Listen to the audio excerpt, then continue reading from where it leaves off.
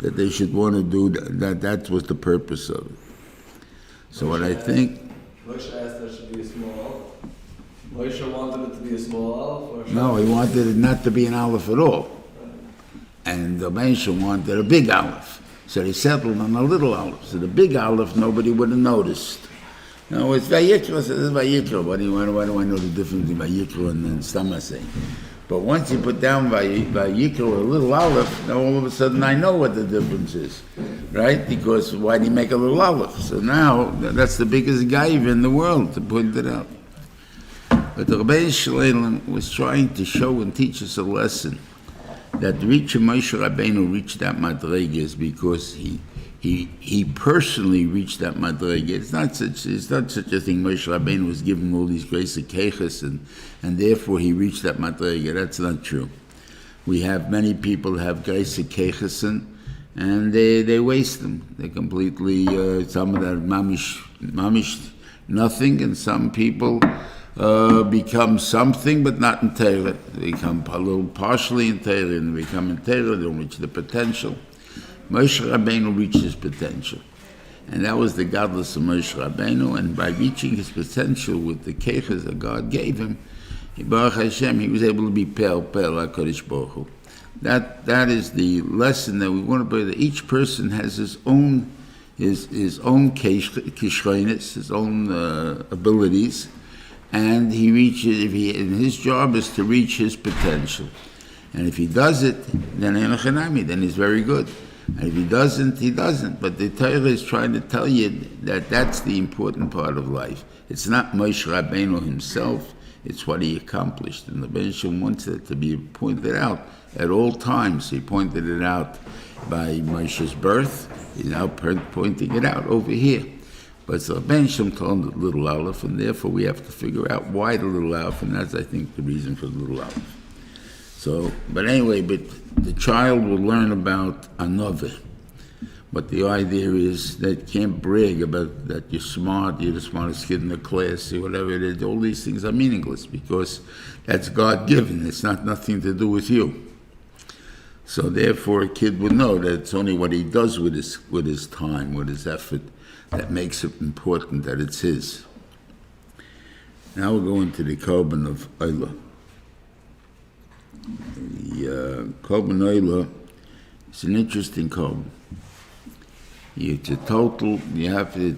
totally burnt up on the Mizbeach. The kasha is, you could totally burn it. It's a waste of money. There's any about tashkis in the world. What's the purpose of it? You want to say the Ben Shul needs your food? He doesn't need your food. He doesn't need any of this stuff. So it's only words, it's symbolizations.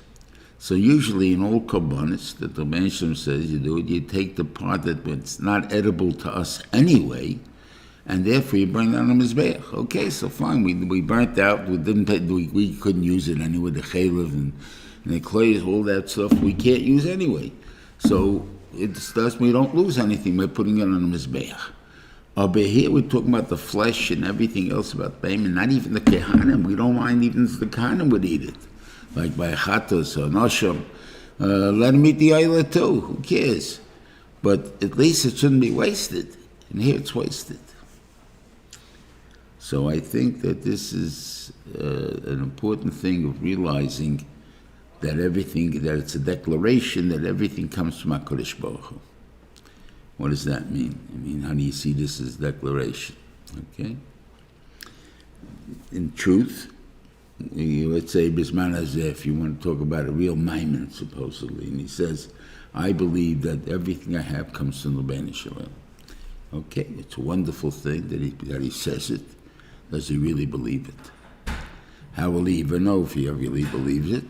I guess something happens, and you'll see how he reacts to it. But otherwise, you can't test it. There's no way you can test it. So therefore, here is a way that a person, we're not out to test a person for somebody else to know. The Rebbeinu Shalom doesn't need to know because he knows. You doesn't have to test you. The only one that he has to test you for to know is for you to know who you are and what's by you. That's what the test means. So, Avram Avinu was just some certain tests were for the world to know. But this particular test is for you to know. You're taking the oil can be anything, any price. There's no limit to it, and there's different types of oils we'll talk about.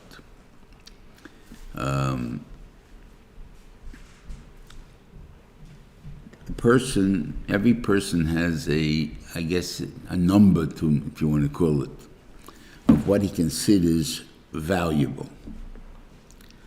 Some people would consider a penny valuable.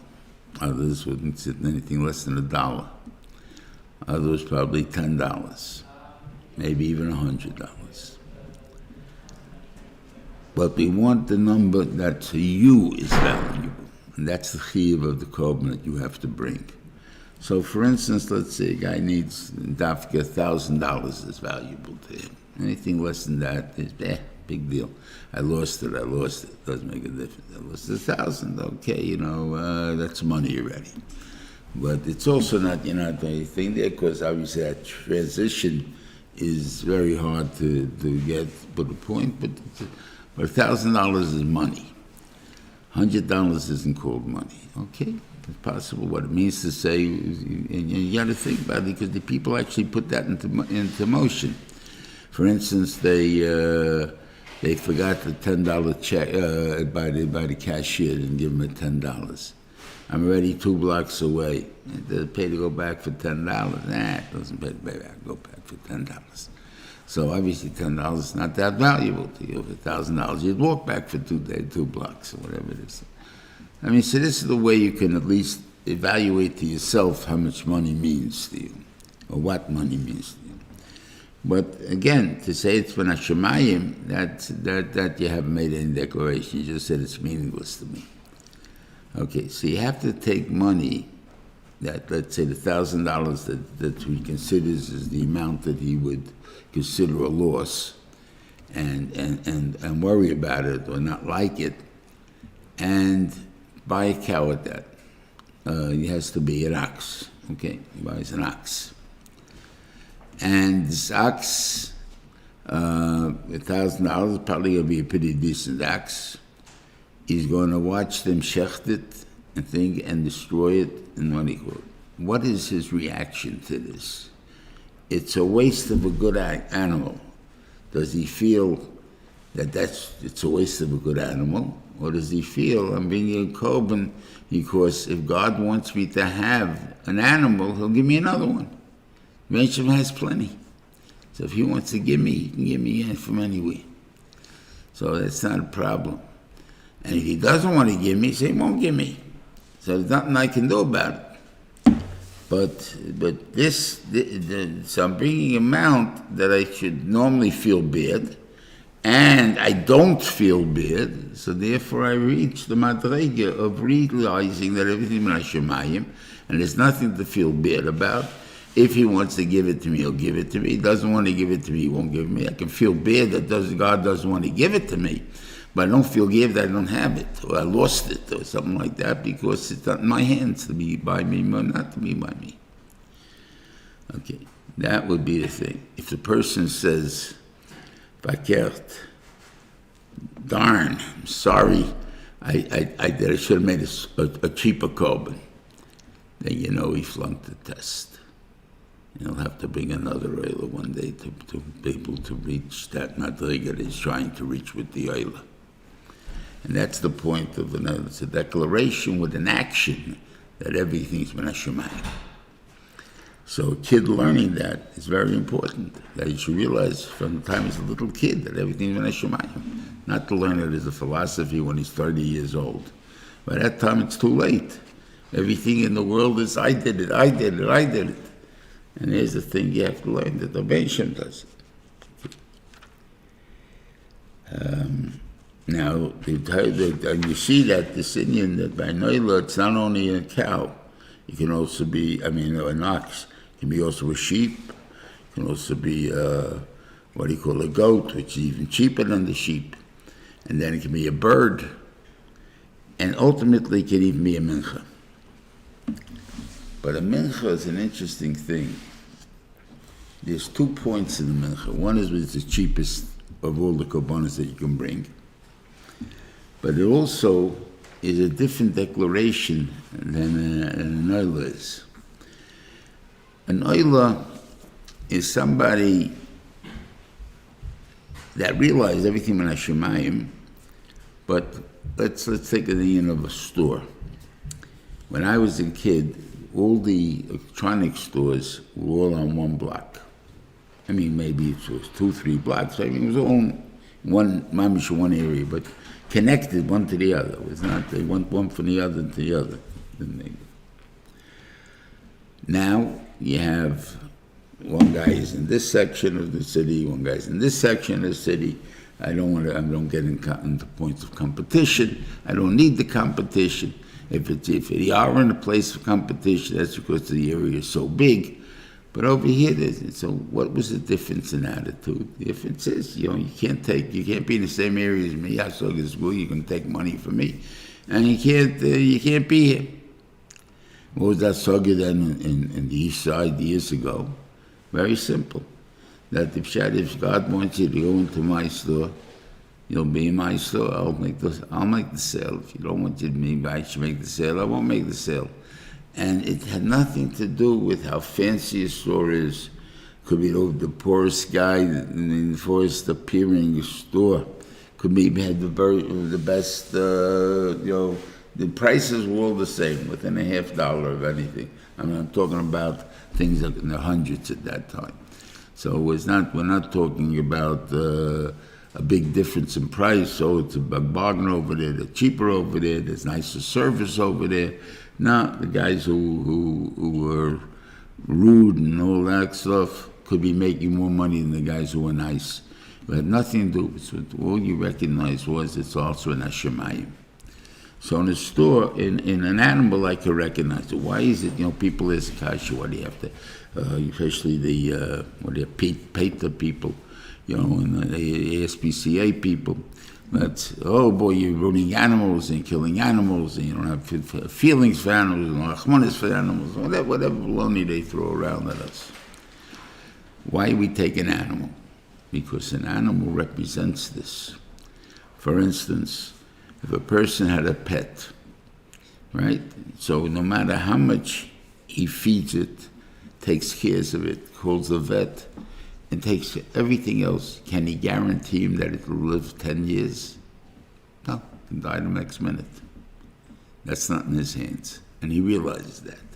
He can try his best to give it whatever he can, make it comfortable, whatever it is, and hopefully we don't make it, bring him diseases and keep him away from diseases. But that's about it. But death he can't prevent. So that's what an animal is. You make me come into my store. I don't do any work really. I just open the store. People come to me, and whatever it is there. So I made the parnosa, which is comparative to an animal. It's in the parnosa. I can set up the store. I can make the things, but I can't guarantee I'm going to have parnosa. So since I can't, that person will come into my store. So that's totally is this. But what about a mincha? A mincha, there are malachas that it takes to make a bread. 11 malachas it takes to make bread, and good. So that person says, a store, it's up to God. Because I can't make the other person want to do something or not. That's not me. I can't make that. The Reuven can make him come into my store, the other guy's store. But what about where I planted the tefua, I cut the tefua, what do you call it? So then a person maybe can take credit and say, my sweat and blood did it. Not just it came by itself. I did it. So we bring a mincha. The mincha says even that you didn't do. That's also min Hashemayim, that you had the ability to do it, whatever Pshat is, we're going to say in that. So that's another reason why you bring a mincha, and that's why it says nefesh ki because a nefesh, you give away my life and blood, my flesh and blood that I put into it is my nefesh, and I still realize it's my shemayim. On the other hand, it's also the cheapest korban. So it serves both purposes. Now, obviously, korban, it also serves purposes of forgiving for an essa and all these type of things, but that's not the purpose of oila, because it doesn't even say that about it. Okay, so therefore I'm saying this is the time of an oila. You also have an interesting thing here. He says, he uses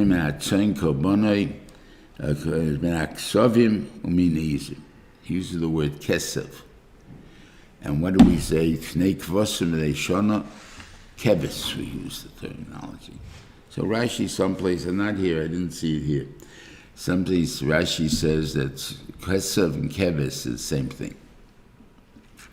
So on that, I want to make a hora, and I'll tell you where it comes from, my answer to it.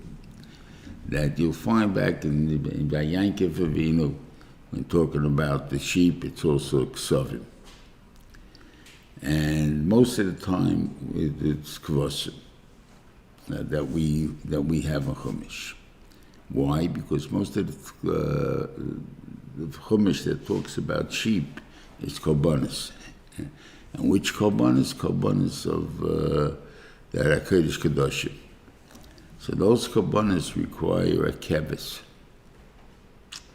And the other thing, a chulin or a kochim kalim, then the din is it's use the word kesev. And you'll check it, and there are a few differences, and therefore I have answers for all of them, but I don't remember all of them what they are, but we went through all of them from Tanakh and everywhere. Now the comparisons and so on, but the ones that we'll meet in Sefer Vayikra will cover that to show which one is an answer. Now, how do I know this? I just said.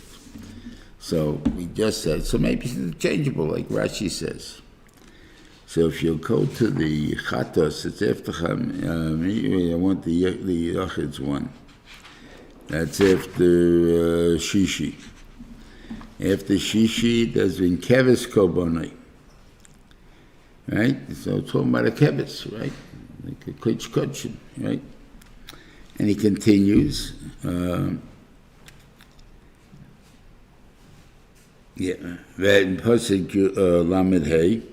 Veskol Chelbo Yosek Hashayusa Chelev HaKesev Mizevach HaShlomim. So he switches to Kesev, and he's talking about a Shlomim. So why do you, first of all, I mean, so what does that prove? I'm saying the fact that in the same parsha you're using both terminologies. You're using kevis, you're using kesev, where you're talking about shlomim. So you see that kochim kalim also doesn't have the lashon of kevis, and therefore you use the proper thing. Okay.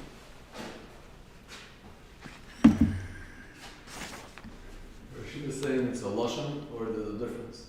No, just that there is no difference in the animal. It's the same animal, but it's what it's designated for. We change the terminology, the name for it. So therefore, if you see somewhere where the Klal Yisrael is compared to a kesef, so then there's one madrege. To keves, there's another madrege, and that's things that we have to work with, and we'll have again some stuff here like that. One of them is going to be here. Okay.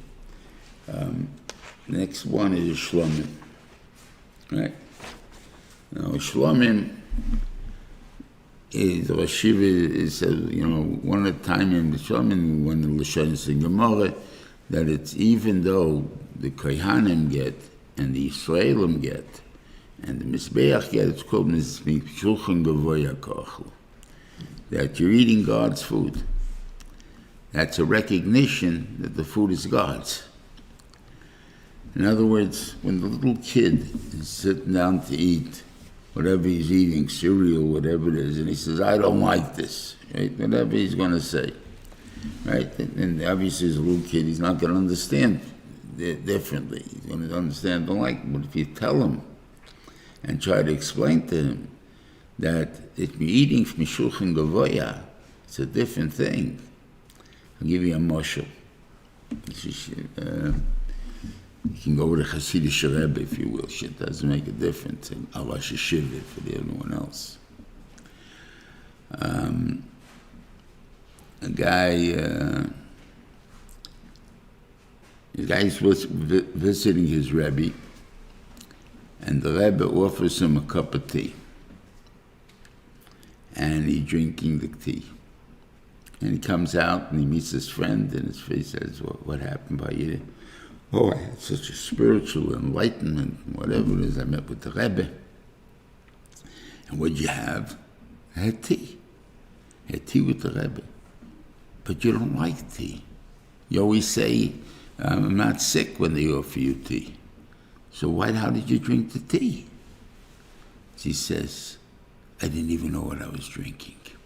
It was so heavenly that the feeling that I had by being by the Rebbe, speaking with him and being involved, the food was the most delicious whatever it could be. It had nothing to do with food. That's how when it happens, we eat Mishulchan Gavoya. You're eating the Rebbeinu Shalom's food, and therefore it has to have that feeling that it's the Rebbeinu Shalom's food. The Rebbeinu Shalom's food, I have to treat it differently than what he called, and therefore I appreciate it, and I like it, and I make a bracha on it, and so on. And now it's a different story. And that's what you have a different value to what food is, and to the atich of a mother, and so on. It also would help teach the child, who's in charge a little bit, which is, the Iker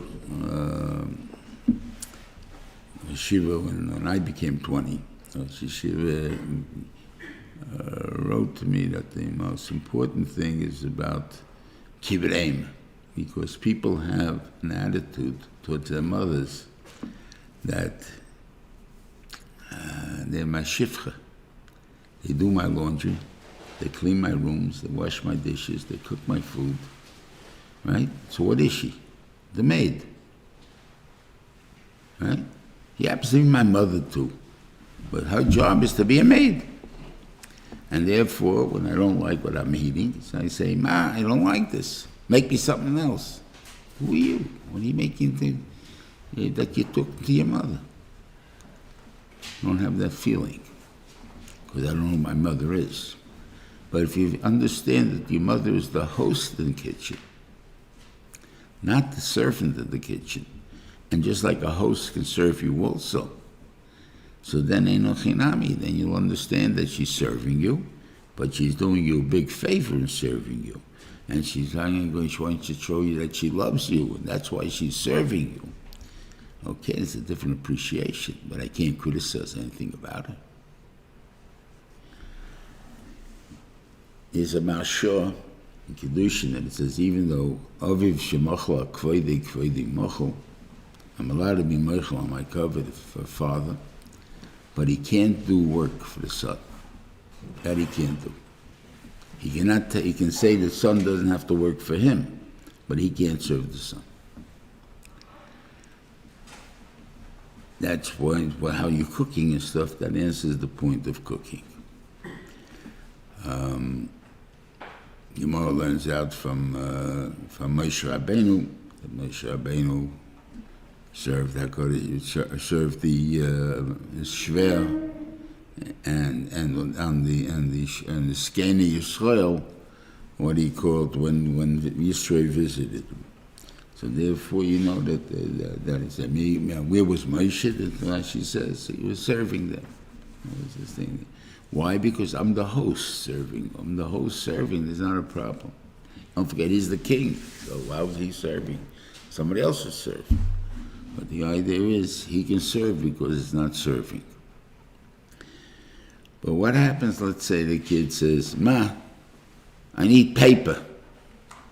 I need school books. I need this, I need that, whatever it is that you do. And the kid is asking it as if you owe it to him. And that's not the case. You're not allowed to ask him such a thing. So how do we do it? How can you ask your parents to buy something for you? First of all, you're not old enough. And something like that, you can't cross the street. You can't do anything. And I have no money myself. So I have needs that they want me to satisfy and to tell them what I need. So anything. So how do I do it without saying, get it to me? I recommend you put up a shopping list on the refrigerator. That's where you put the magnets, I guess, and to put down what you need, and whoever goes to the store will pick it up. It's not a point. I'm not asking you to do it. I'm not telling you to do it. Even if I want, even I'd go down to the store if I was able to go time. There's a halachic issue with. I'm sorry. There's a halachic issue with the kids asking the parents to get things for them. Wow. Yeah. Now the parents can have a right to ask. Does anyone need anything that they can ask? Probably, but for me to say to my parent, "Ma, get it for me," that means you're telling them to do it that you can't do. There's no. The parents aren't able to be mochel. I'm sorry. Are the parents able to be mochel? There's no like stam mechila like. No, that they can't be mochel. As the Maharsha says, they can't be mochel on that. I can mochel that you don't have to buy for me, but I can't be mochel that I should buy for you. If the child does it as a request, that's still A request about all, but I still can't really request from them, so I would do it. If anyone's going to the store, I can use some this or whatever it is. Or as I say, put it on the shopping list, and whoever goes, doesn't say it has to be my parents will go, it can be anybody that goes, should pick these things up because that's what's needed by the family. Right. When Rosh say request is not really a request because how else would the kid get it? Obviously it means I need it. Would Rosh say that's not really a request? It's it's difficult, let's I tell you. Okay, so that's a shlomen. Okay. The chatos we're not going to talk about now. I don't got what to talk about.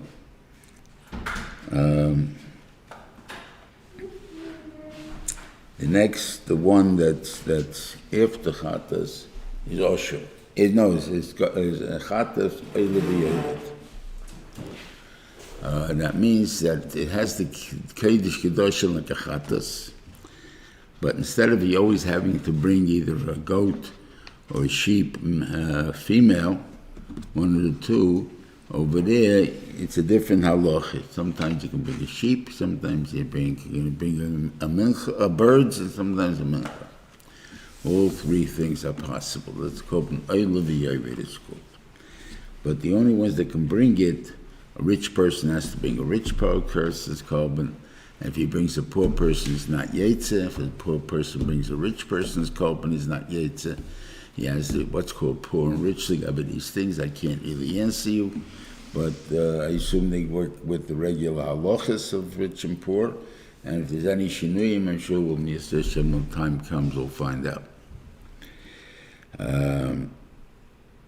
So what are these three? But this is only for three averos. One is for you could have been an aid and you weren't an aid. I mean, you're talking about that you denied it with a shvu, but that's not the issue of it. But the chet is someone who could be an aid has to be an aid. Isn't that what we all want to stay out of?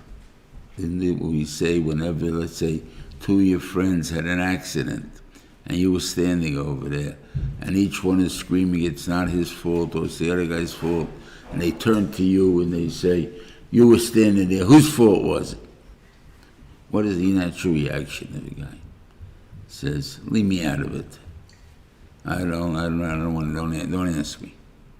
I mean, don't ask you, you're the one that knows. You're the one that has to tell us. I don't want to tell you because I know if I tell you that was Yankel's fault, so Beryl will be angry at me. If I tell you it's Beryl's fault, Yankel will be angry at me. So I don't want to get involved. But meanwhile, by not getting involved, someone is getting harmed. And I'm not allowed to do that.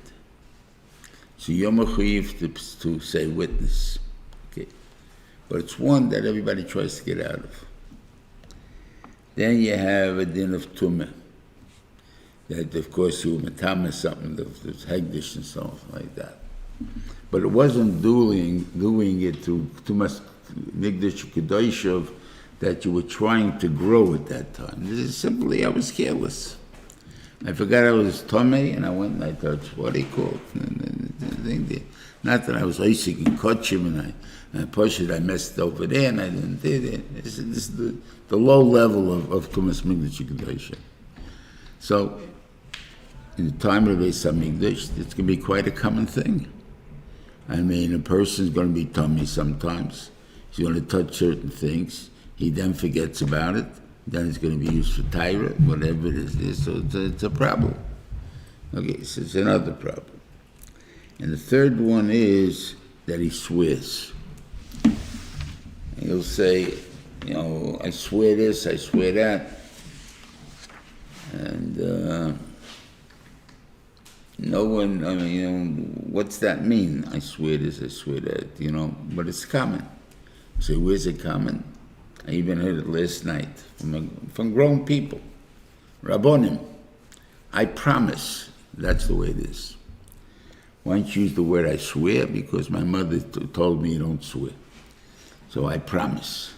So it's a shvu bin loshen neder, if you want, which is a kinui for a shvu, so it doesn't help you at all.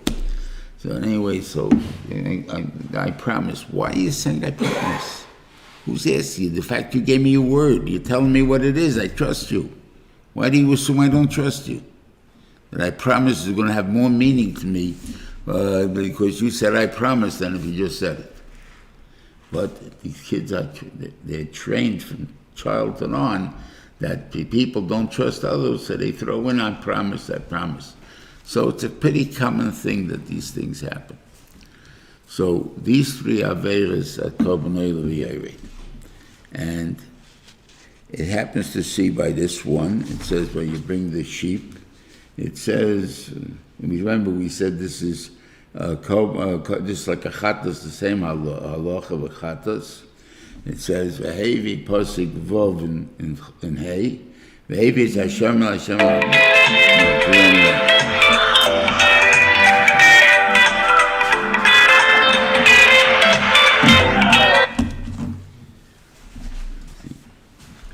I'm sorry about that.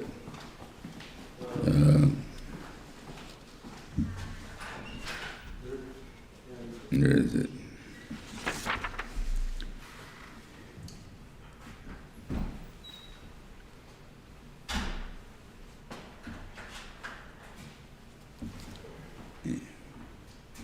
They said,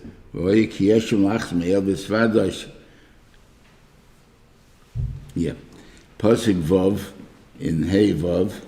Behaviors Hashem Hashem Achatos Shachota Nekeva Min Hatzoin Kispa Oisiras. So we said it's Kodesh Kedoshim, and it says the word Kesef. So what my whole theory before that Kesef is only for Chum and Kochikalim, it is not right. I want to tell you that I want to say that Enochanami is a Kochikochim. But it wants to tell you, in a way, the Torah is treating it like Kochim Kalim because it's common. In other words, a lot of people do it, and the Ben Shem has less tightness on it, but we have to forgive you. You have to get a forgiveness on the point. And therefore, it's giving you even a cheaper type of forgivingness than you would have by regular chatas, because it would be, the guys wouldn't be able to live with it. So therefore the Ben Shem made such a thing. Okay.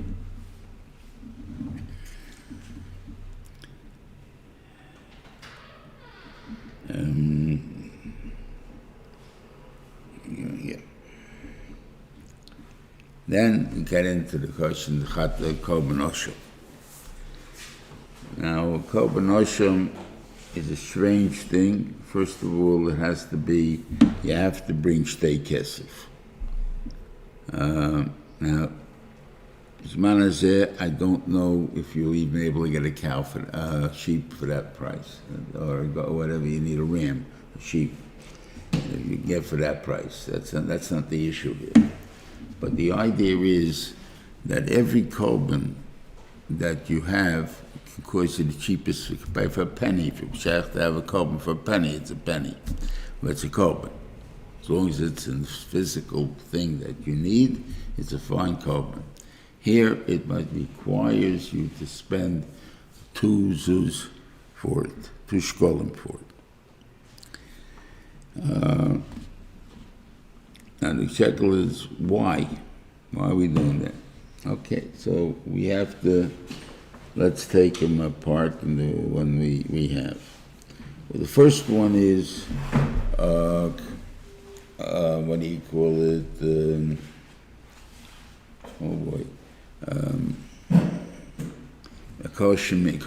Asham Me'ila. A guy misuses Hegdish stuff. Something belongs to Hegdish, and he misuses it. So the halacha is he must pay plus a chaimish, and he has to bring a korban. How does the Torah talk about this? So we understand pretty much why we'd have to spend at least two zuzim or two shkolim, because the guy was careless with God's stuff. So he gets a punishment for that. It's not pshat, it's hegdish. It's hefker. There's no real owner on it, the thing there, so therefore it's hefker. It's not hefker.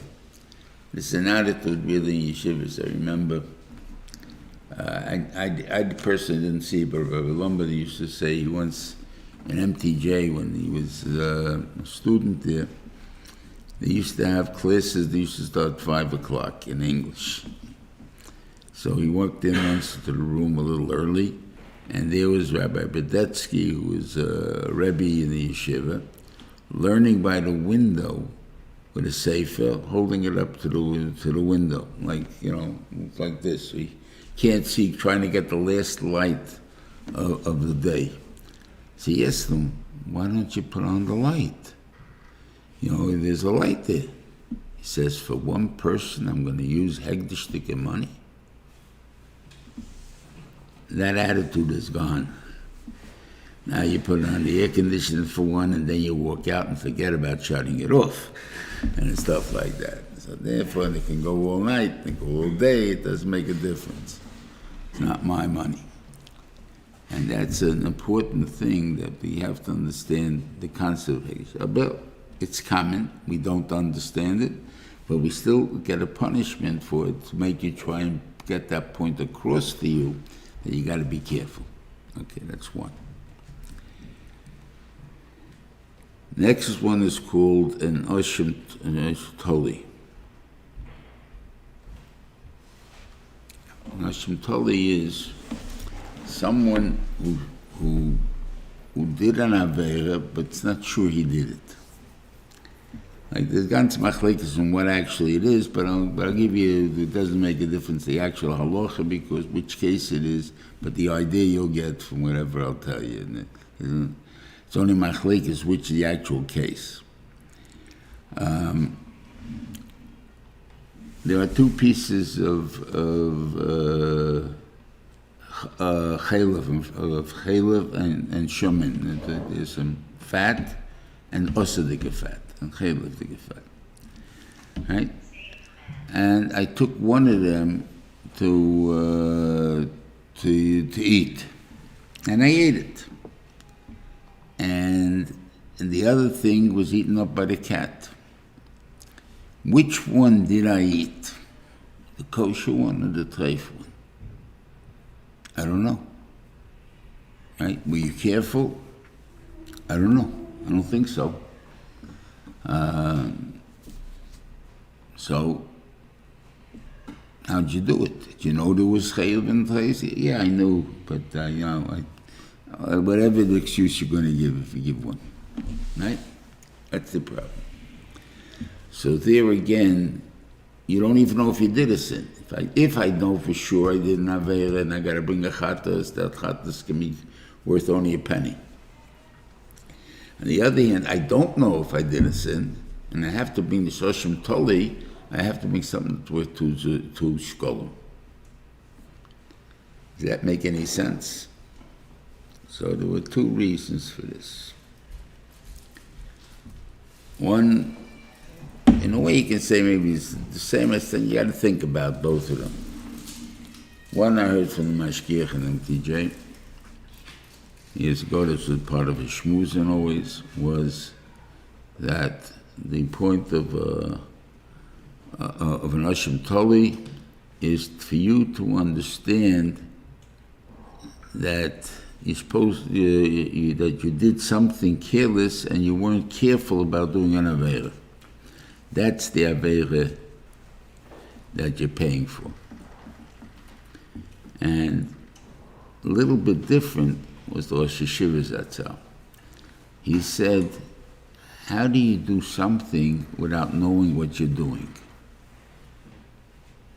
Different attitude. You may be saying the same thing or not. That's something you got to think about if there's any additional on one side or the other. But the idea is of what they said.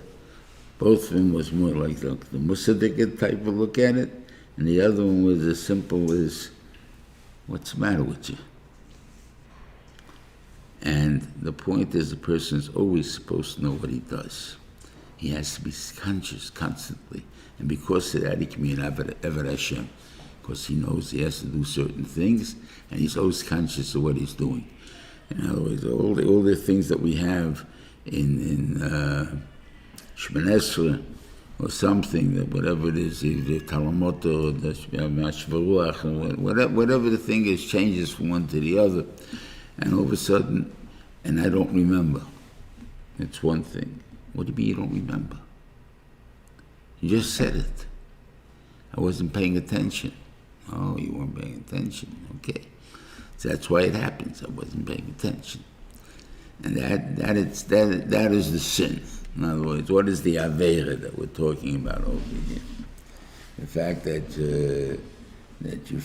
we want to put into your mind that being that a Sofik Aveira is an Aveira, worse Aveira than a Bada Aveira, or to put in your mind that Pshat is you have to know what you're doing constantly. Okay. Think about it. Now we have a third one, which is called an Oshim Gezela.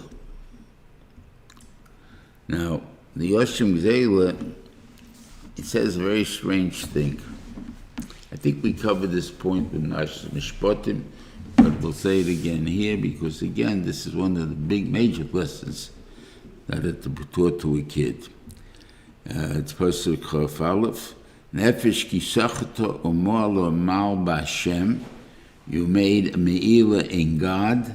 V'chichesh b'amisa, and that's the gezel, the cases that he gives you. Doesn't have to actually be stealing feelings, denying what do you call it, a picodon or other things of that sort.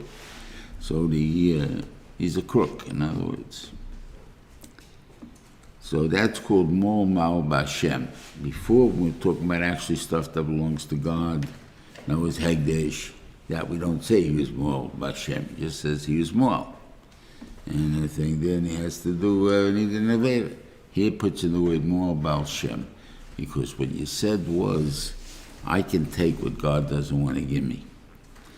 And that's Mol B'Hashem. You also said that God maybe can't give it to me, so that's why I have to take it by myself. So again, that's another meal of Hashem. Whatever you excuse you're going to use for yourself why you stole, all of them are going to be meal of Hashem. So therefore, for that alone, you have to bring the Korban and the Oshem, really. Sorry, Oshem. Let's see. Yeah. And again, it's, what do you call it? The has to pay Chaimish and he has to bring the Korban.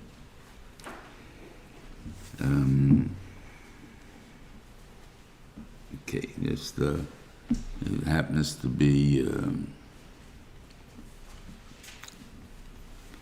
what do you call it? It's not Shabbos HaGadol this week, but next week, I don't think we're going to have any share. It's going to be too hectic.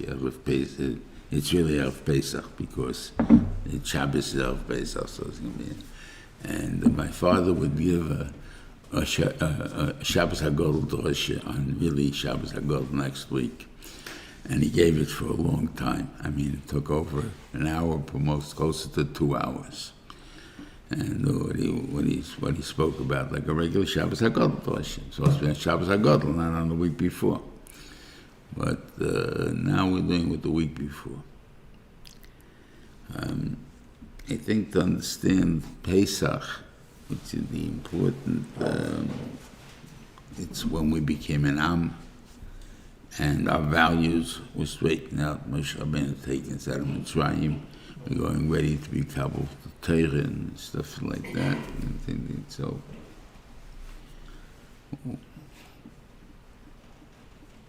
what is the most important thing for us to know? So I'm not going into the whole parsha of the sons, but just the last part of the first part. I'm sorry, of the Eni de Elisha. And that is the Pshat is we're going out of Mitzrayim. Remember this Parshas Kadesh, and we see it in a way that normally if the Rebbeinu wants you to be holy, right, you say, Kadesh Liko, make me holy, and Moshe Rabbeinu would tell Kadoshim you got to be holy, right? That's not what it says over here. As the Rebbeinu came to him and says, Kadesh Liko, I want you to make every Petarechem holy to me, right? Hayem Moshe Elohim, Zoches Hayem Ezeh Sheitzos Mitzrayim. He doesn't say anything about the word holy. He just says, remember this day you went out of Mitzrayim. Right? What do you mean, remember this day you went out of Mitzrayim? Don't you say you want to remember the day we became free? Isn't freedom more important than when out of Mitzrayim? And the Chayr is the same day, right? So why are you stressing the day we went out of Mitzrayim as opposed to the day of freedom? So the Gemara Rosh Hashanah tells us that we were free for 6.5 months before. We became free on Rosh Hashanah. Became free on Rosh Hashanah, so what's this whole thing about freedom and this thing and that thing, whatever it is there? So first of all, we spoke about, and I think we spoke about that the different levels of freedom. Now with the level first of Avodas Perech, then Avodah, and Stam Avodah, and the third one was to be an equal citizen. The fourth, the third be a citizen, but not an equal citizen, second-class citizen, and then to be an equal citizen, and so on. So there is a reason for why it took so long, but there's still a question of why remember the day we went out as opposed to, let's say, Rosh Hashanah. We should remember Rosh Hashanah. Now, that's busy for other things. I have already a holiday and that, so I can't answer that. But that, so, my shiur is, no, this is mine. What do you tell about the day we went out of Mitzrayim? The day we went out of Mitzrayim is the day that we left Mitzrayim, not only Mitzrayim, but its culture. We don't have anything to do with Mitzrayim. Similar to Germany after the Second World War, that nobody wanted to have. I don't buy German because it's made in Germany. It may be a better product than I can get anywhere else. Maybe cheaper than I can get anywhere else, but I don't buy German. Why? Because it's Mois to me. Anything in Germany is Mois. So their culture for sure is going to be Mois. Same thing applies to the Mitzrayim. We don't want it. Their culture. When you get to that degree that you don't want it, now you can leave. And then God made it. They made Mikibetz Goliath is all the places that we go and tell to soils because we want the rejection of the values of that country you're coming from, because they're so horrible, those countries. And that's why they become very horrible to us, because we don't realize it until they become horrible. Germany was a very liberal country, if you called it, until they became horrible. Spain was a liberal country until it became horrible. So this is a very important factor in what's happening to us. But it's also in the language that we use. Now, I can tell you that it's biblically, I mean, not biblically, from language, you can say it fits, maybe even the right expression, but I think it's because of this doubt of what it means that they made this thing. What does Yetzias Mitzrayim mean? Well, ask anybody in the last two, what are you celebrating on Pesach? I'm celebrating Yetzias Mitzrayim. You're celebrating Yetzias Mitzrayim? Mitzrayim didn't go anywhere. You want to say Yetzia Mi Mitzrayim, maybe that I understand, but you can't say Yetzias Mitzrayim. So why are you using that terminology, Yetzias Mitzrayim, as opposed to Yetzia Mi Mitzrayim? So I think that the reason that we're using that terminology is because we're trying to say Mitzrayim left us. The Yetzia of Mitzrayim from us was on that day that we left Mitzrayim.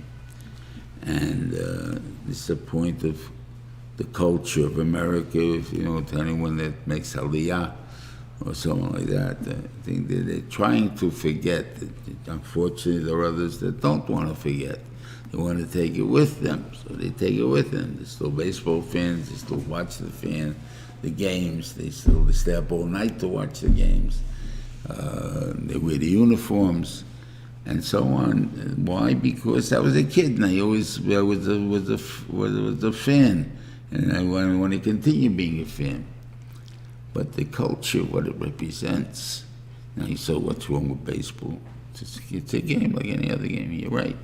Once upon a time, it was a very maybe important, maybe physically nobody was doing any exercise, so maybe we needed to inspire kids to do exercise. But let me ask you, taking baseball, which is a simple game. I'm not talking about football, where you beat people up and so on. Talk about baseball. We're talking about truth, right? One of the values that everybody believes in is truth. We believe about sportsmanship, we believe in teamship. All of these things are very nice midas. But I think we all agree that honesty, truthfulness, that's the number one thing. Okay, I understand that. Would you say there's millions and millions and millions of games that were played from the time it was invented till now? I would think so, right? I only have one question. Have you ever heard any story, anybody, that the runner says, I was out, and the fielder says you were safe?